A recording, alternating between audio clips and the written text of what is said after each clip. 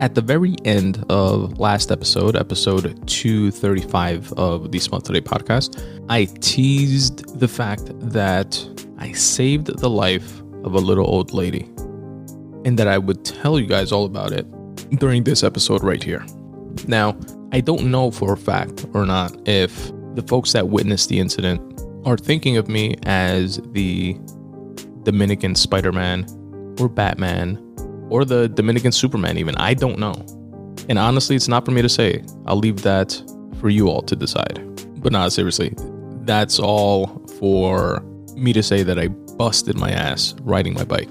And me saying that I saved the life of a little old lady is the consolation that I give myself for, again, busting my ass riding my bike. So here's what happened. As some of you OG listeners may know, I'm definitely no representative of fitness, but one fairly active fit thing that I do and try to do on a yearly basis is bike riding, specifically a bike marathon. A buddy of mine, Pablo, shout out to Pablo, who is a Spun Today alum himself. We book one of these bike marathons at least once a year. And we've done, for example, the 5 Borough here in New York City, which is a great ride that I highly recommend. We've done that, I want to say 3 times, maybe 4, but definitely 3. And that's a 40-mile bike ride throughout the 5 boroughs here in NYC. And it's really cool. They shut down streets and tunnels and bridges just for the cyclists to ride. My only beef with that one is that it always happens in May. So to train up for it, you have to do it during February, March, and April, which are still like colder months of the year here in New York City. But it's definitely a worthwhile ride. We've also done at the Hudson Valley, which is a very nice scenic route type of ride. They don't close down a lot of streets, but it is in Hudson Valley, which is, not as populated and busy as New York City, for example. And some areas, some streets are closed, but definitely not all. But it's a remote area. You get to see a lot of farmland and some nice scenic views. We've done that a couple times as well. The pandemic threw us off for a while there, and we had a mishap last year that I told you guys about with tires being emptied in our bikes when we were heading out to do the 5 Borough again. But I digress. This year we are back at it, and happy to say that we've been training up for the event. Now, the Hudson Valley has a couple different options. You can sign up to do a 15-mile, a 33-mile, which is what we signed up for this year, a 55-mile, which we've done in the past, a 75-mile, and a 100-mile bike ride.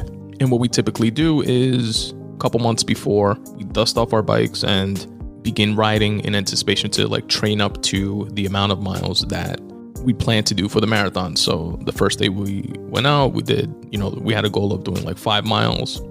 The next time, 7 to 10. The time after that, 10 to 15, etc., etc. So a couple weeks ago, we were doing our 15-mile run. And something cool about bike riding also is that you get to go through different neighborhoods and really see things differently. That's something that I appreciate from bike riding itself. I think there's a famous Einstein quote that I know I've mentioned before, but it's something to the effect of, if you really want to see a neighborhood in all its nooks and crannies, do so by bike riding. And I definitely agree with that, because even bike riding through my own neighborhood, I see streets and houses and areas and businesses that I never even noticed before when you're driving by. But yeah, we do different bike paths. We this season, for example, we've done the Bell Parkway, we've done Central Park, we did the West Side Highway last weekend. We went up from we went up from Dyckman down to the Financial District to the Freedom Tower and back. That's in total about a 26, almost 27-mile run. Again, in preparation for the 33 miles that we're going to do in the Hudson Valley this year, which is scheduled to take place on Sunday, June 25th, 2023.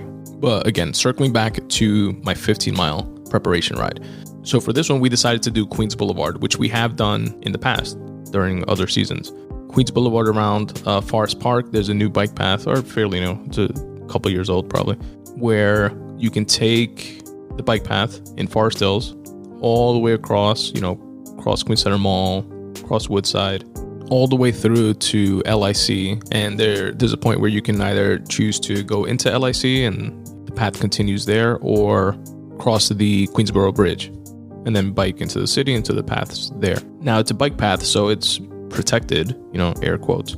There are some barriers throughout some streets, but you're pretty much next to the cars in the street. You gotta be mindful of pedestrians, stop at the red lights, be mindful of cars merging, crossing the bike path, for example, to merge into a different lane. So you definitely have a few more obstacles to be mindful of. But we were having a great ride. We were about 12 miles in. So we were already on our way back to the car, because remember the goal was 15 miles. So we did about 7 and change and then turned back. And then we are at the 12-ish mile mark. And we're riding through a neighborhood in Woodside. Pablo's ahead of me, and I see him swerve to the left. And it was to avoid this little old lady that was being accompanied by someone, either a relative or a home attendant. And I kid you not, like something out of a fucking movie, a little old lady with a walker just mindlessly starts to cross the street against the light. So she had to do not walk.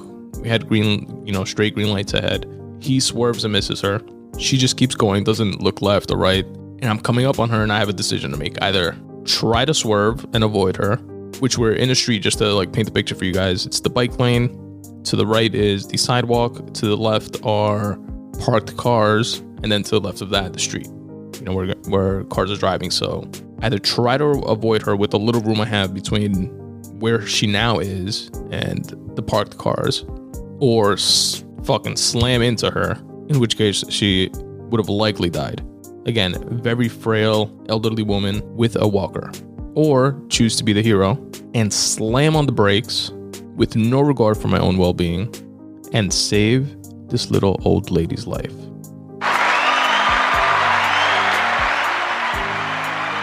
That's exactly what happened. But in doing so, unfortunately, I slam on the brakes. I go flying up. My back tire lifts up behind me. I'm up in the air.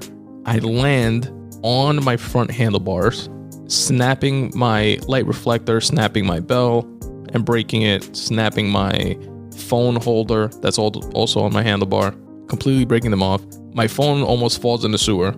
The only reason why it doesn't, those like Pennywise sewers at the end of the street. This one happened to be one that was like double graded, meaning like horizontally and vertically. If it was like just horizontally, like some of them are, the phone likely would have fallen through because it like literally landed on the grates.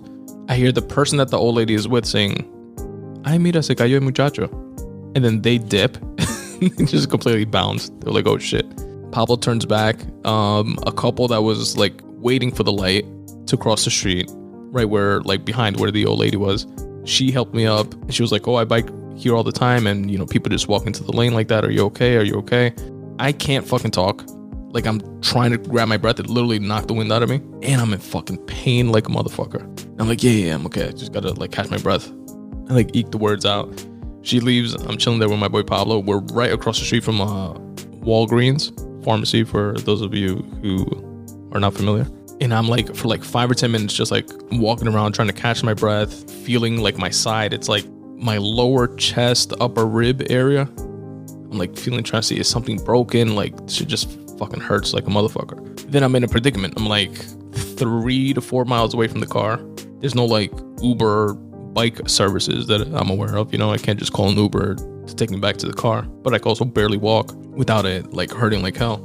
So I wound up going into the Walgreens, buying some Tylenol, popping those. Also bought some like a lidocaine spray for the pain. Just fucking sprayed my shit up and then wound up biking the rest of the way to the car. Very, very slowly, but made it. Got home, took an Epsom salt bath, popped a few more Tylenol or Advils, I believe. Then a couple days later, it just kept getting worse in terms of the pain. The next day, probably as expected, to feel worse. But then like a day or two after that, like I couldn't get out of bed. Like I literally had to like push my side in a way to like brace for the pain and like throw myself off. So I call my doctor. I go over there. He checks it out. He says it's likely a contusion. He doesn't think it's a fracture or anything, but likely just a bad contusion, which is essentially just a really bad bruise. He recommended some x-rays, got those, and it affirmed what he said, which is essentially a contusion. Gave me some pain meds, and by the following weekend, I was able to go out again, still in pain. I actually still feel it now. That was like couple weeks ago, and I still feel it now, but very, very lightly. I couldn't pick up like my kids, for example. Couldn't like lift my arm past a certain point, but now I'm able to do all that. Now I just feel it like if I touch the area, it's like a little sensitive, but I'm good to go for now. And that is the story of how I saved the life of a little old lady. I'd like to share a round of applause for the unsung heroes.